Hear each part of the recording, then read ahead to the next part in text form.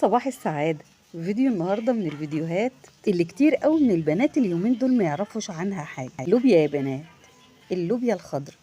اللوبيا الخضراء او الفاصوليا الخضراء من الطبخات اللي اهلنا زمان كانوا معوديننا عليها، ده طبعا لان فيها نسبة فيتامينات عالية. اللوبيا والفاصوليا والعدس الاصفر والعدس اللي بجبة والفول والحاجات دي كلها بروتين نباتي هايل يا بنات، زيه كده زي اللحوم بس بتبقى بقوليات.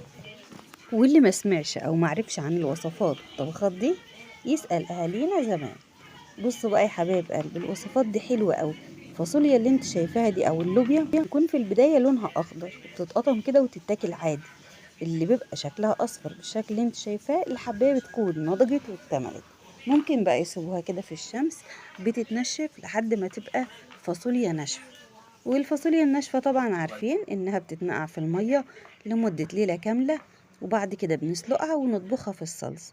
طعمها هايل يا بنات، تحفة يا حبايب قلبي. انا من موقعي هذا احب اقول لكم تجربوا الوصفات السهلة جدا الاقتصادية البسيطة اللي بجد بجد مغذية. يعني لو قدمت كده لولادك طبق فيه شوية رز وعليه شوية طبيخ سواء لوبيا او فاصوليا، صدقوني والله يا بنات اكل حلو قوي وصحي جدا ومفيد. لو انت بقى من الارياف زينا وشفت اللوبيا الخضرة دي، صدقيني من على الجسر هتاكليها حاف كده، بيبقى طعمها مسكر وهي خضرة كده وصغننة.